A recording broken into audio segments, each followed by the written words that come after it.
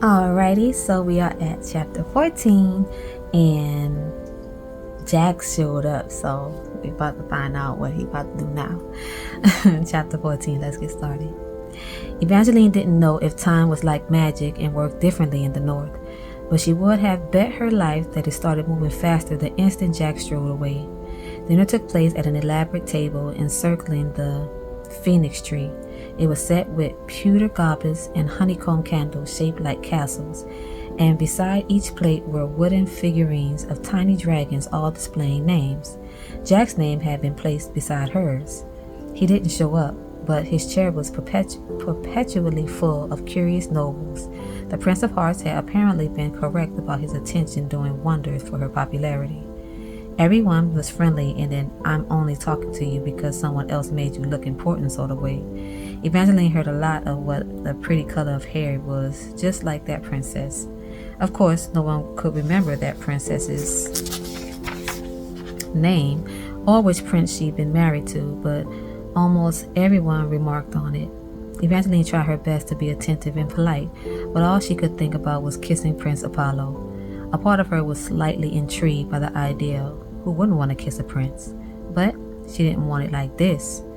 She didn't want to force herself on him, and she didn't know why Jax would want her to do this either. What did Jax have to gain by this? She wanted to hope that Jax had been joking earlier when he said she would die if she didn't kiss Apollo tonight, but Jax seemed like the sort who was probably deadly serious, even when he sounded as if he were joking. And given the way he left her when she turned to stone, Evangeline couldn't imagine he'd care if she also turned into a corpse. Or, "Excuse me, Miss Fox." A palace servant tapped her on the shoulder. "It's your time to die." What?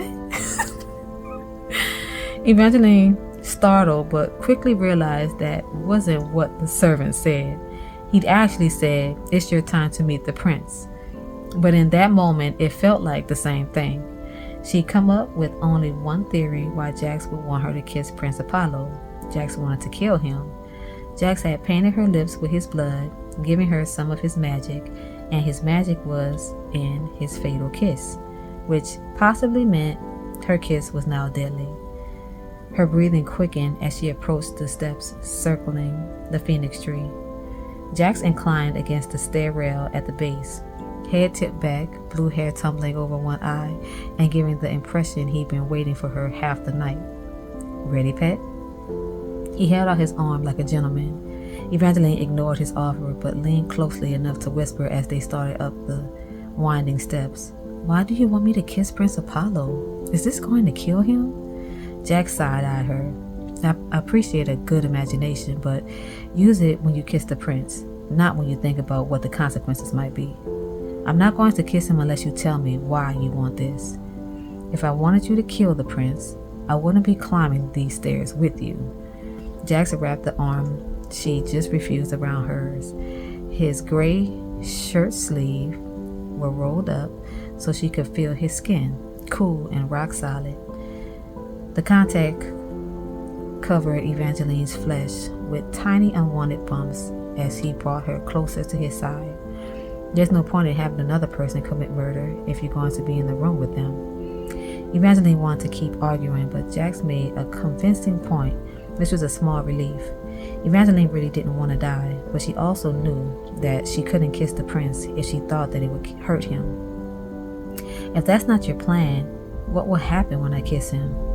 "Depends on how good at it you are." Jack's chilling gaze went to her lips. "You do know how to kiss, right?" "Of course I know how to kiss." She yanked her arm free. Jax frowned. "Why are you so angry? Do you think the prince is ugly?" "This is not about how he looks. I don't want to hurt him. I'm not going to tell you to trust me, because that's a terrible idea. But you can believe that if I were going to have you harm Apollo, I wouldn't be around when it happened." The air turned redolent with a thick sense of balsam and wood as they reached the top of the steps. Above them, tawny and gold leaves rustled, and Evangeline spied at least half a dozen guards in matching tawny and gold tunics sitting on the branches that formed the roof of Prince Apollo's balcony suite. She darted Jax a panicked look. "Don't worry," he whispered. "No one is going to shoot you with an arrow for kissing the prince." But something would happen when she kissed the prince. Evangeline would have tried harder to get out of this. She thought about trying now. Prince Apollo was standing at his balcony rail, his back to Evangeline as he looked out on the scene below. But then he had to go and turn around. He was tall, but as impossibly attractive as Jax. Apollo's face was more interesting than classically handsome. He possessed a slightly crooked aquiline nose, which might have overwhelmed another person's face, but all his features were a bit intense, from his thick dark brows to his deep-set eyes. His skin was olive, his hair was heavy and dark, and cropped closer to better show off his strong features. He'd forsaken the antler crown, but he was still obviously a prince, utterly commanding as he leaned one elbow against his balcony rail and gave her a smile that said, "I might not be the most handsome person in the room, but you know that you're intrigued." Evangeline couldn't deny that she was, though she wasn't sure if it was because he was simply a prince or if it was the way he managed to smolder at her. Luck had tried to smolder, but he never quite mastered it like Apollo. His eyes were deep brown and amber with tiny flecks of glowing bronze. "You're drooling a little," said Jax, and he didn't even have the decency to be quiet about it. Apollo laughed, darkly musical and absolutely mortifying. Evangeline considered hiding, but the balcony's lounge was too low to the ground to duck under, and the prince was already striding closer. "Don't feel bad, Miss Fox." Apollo finished closing the short distance between them. She was surprised that despite the intensity of his face, he appeared to be only a couple of years older than she was, 19 or 21 at the most. "I think our mutual friend is jealous.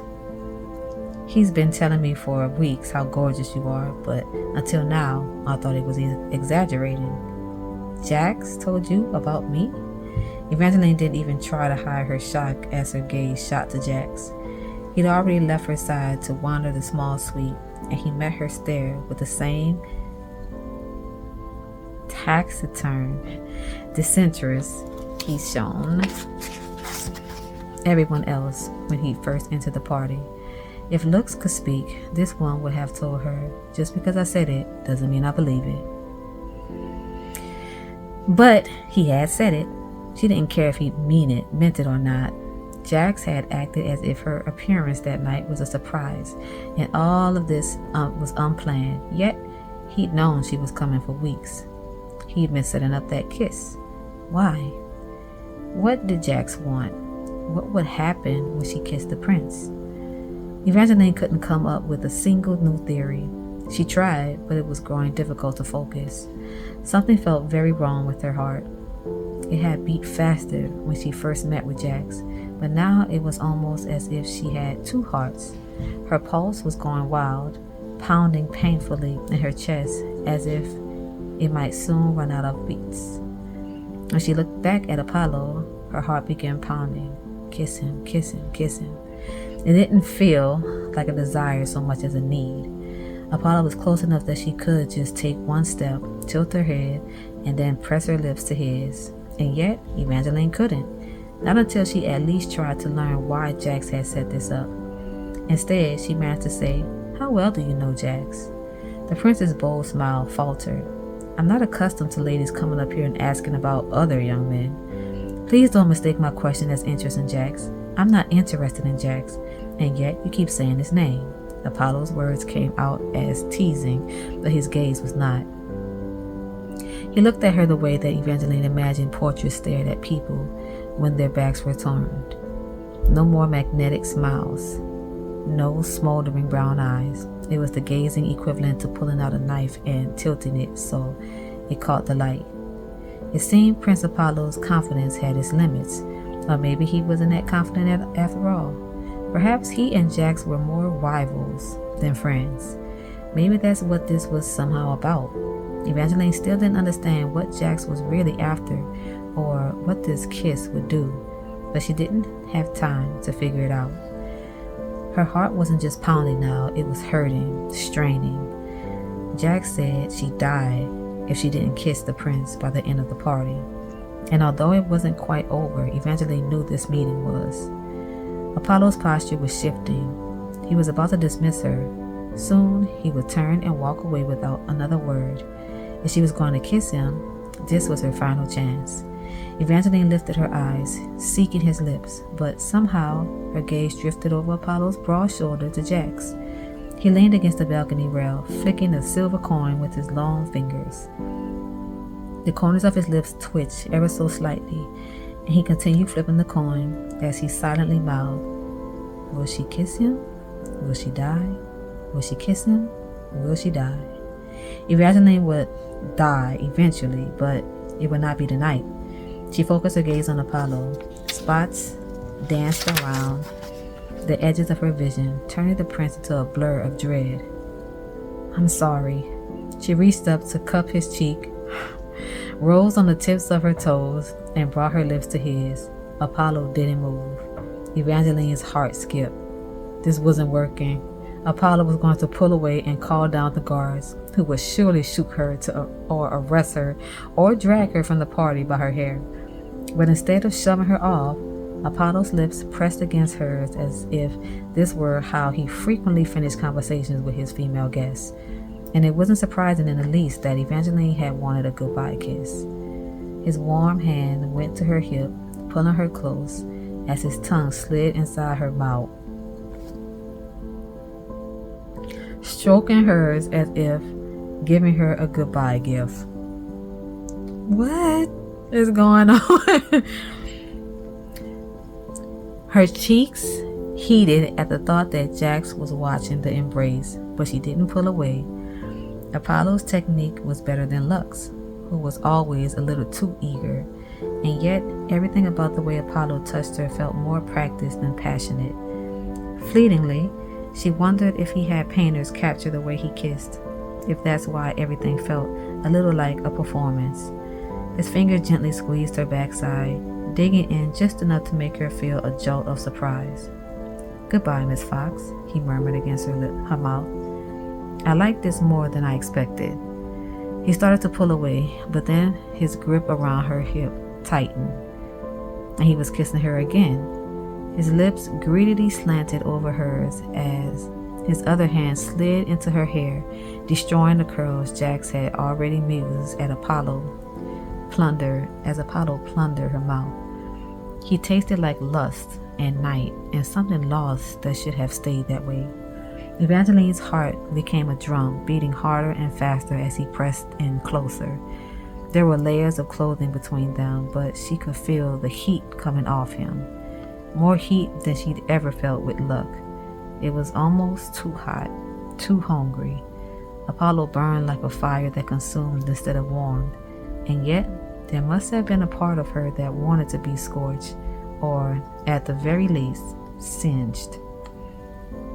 She wrapped both hands around his neck. Apollo's mouth left her lips and dropped to her throat, trailing kiss after kiss down to her. A cold hand clamped on her shoulder and wrenched her free of the prince's grasp. "I think it's time we go." Jax pulled her toward the balcony stairs with supernatural swiftness. One moment Apollo was all Evangeline could feel, and then she was tucked underneath Jax's hard arm, pressed close to his cool side as he ushered her toward the steps. "Keep moving," he commanded. His eyes had changed from soulless ice to the sharpest blue. "Don't look back." But of course she had to look back. She had to see what she'd done. Apollo remained rooted in place. Thankfully, he was still very much alive, but he didn't look quite right. He stood in the middle of the suite, intently tracing his lips with his fingers, tracing and tracing as if the act could reveal to him what had just happened, why his control had slipped with the girl whom he thought to turn away. Evangeline wondered the same thing. Apollo caught her eyes.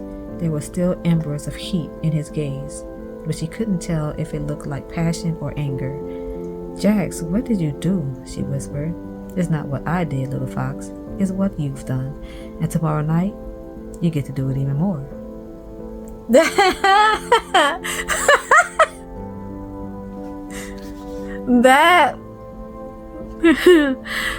that was that was interesting. Okay, what the heck is going on here? That was an interesting chapter. Yeah, we're gonna see what happens next. Good night, y'all.